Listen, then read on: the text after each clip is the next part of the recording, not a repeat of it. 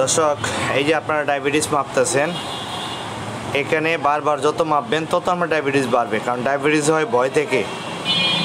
আপনি আপনার শরীরে ইনসুলিন কমায় দেন, আপনার সেলে যদি সুগার ঢুকতে পারে তাহলে ডায়াবেটিস ভালো। ইনসুলিন বেশি আছে এমন খাবার খাবেন না, তাহলে ডায়াবেটিস ভালো। আর ডায়াবেটিসের লক্ষণগুলো দেখেন, আপনি যখনই ইনসুলিন দিবেন তখন মনে করবেন আপনার ভিতরে যে প্যানক্রিয়াসটা আছে তার ইনসুলিন উৎপাদন ক্ষমতা কমে যাবে। যেমন ধরেন আপনি একটা ধারালো দাও কিনছেন, এটা যদি ব্যবহার না করেন আস্তে আস্তে এটা বোতা হয়ে যাবে। তাইলে আপনি আগে ইনসুলিন দিয়েন না, ইনসুলিন আপনার উৎপাদন হয় কিনা এটা আগে মাপেন। এটা শুধু ডাক্তার জাহাঙ্গীর কবির স্যারের মাপে আর আমেরিকার মাপে, আমাদের হাসপাতালগুলো মাপে না। যদি মাপতো তাহলে আমরা ভাগ্যবান।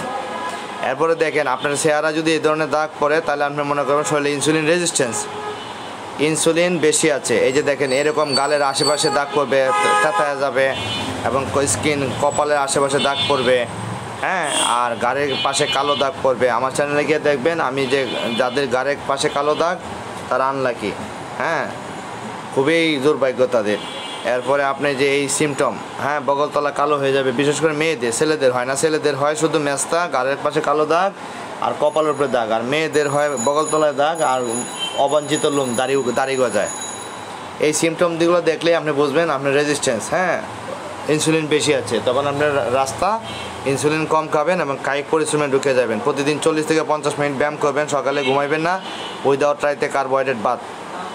এরপরে আপনি এই যে দেখেন মেস্তা, এই ধরনের মেস্তা যারা আছে খুব সাবধান, খুব সাবধান, খুব সাবধান।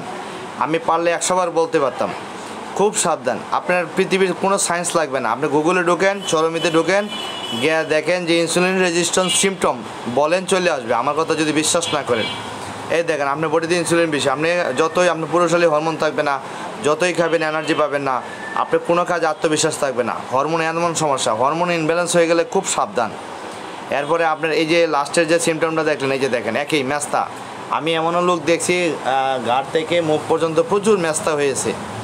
আপনারা এগুলোর থেকে কোনো ওষুধ দিয়ে যদি এগুলো সরান লাভ নাই তো ভাই, ভিতর থেকে আসতেছে। আপনার একটাই রাস্তা, একটাই চিকিৎসা, ইনসুলিন দোকানে কমায় দিবেন এবং কায়িক পরিশ্রম, গাম জ্বালানো পরিশ্রমে ঢুকে যাবেন। রাইতে কার্বোহাইড্রেট খাবেন না, আস্তে আস্তে আমি ঠিক হয়ে যাব। আর টানা আলু খাওয়া যাবে না, প্রতিদিন 100 গ্রাম নারিকেল খাইতে হবে, তাহলে আপনি ভালো। এই জিনিসগুলো আপনাকে ফলো করতে হবে। এরপরে দেখেন এই যে এই আসিলটা একেবারে সামনের সাথে মিশে গেছে গা, হ্যাঁ, কালো দাগের মতো স্কিন, কালো একদম মিশে যাবে, মানে এটা বাসে না।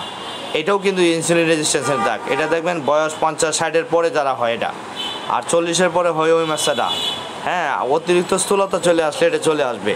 হ্যাঁ, আপনি যদি এলডিএল কোলেস্ট্রল খান, স্বাস্থ্য বানান, তাহলে কিন্তু এরকম ম্যাচটা আসবে না। আপনি যদি এলডিএল কোলেস্ট্রল খায়, সবসময় অ্যাসিডিক খাবার খায়, আপনি বডি বাড়ান, তাহলে কিন্তু আপনি এই ধরনের সিমটম আসবে।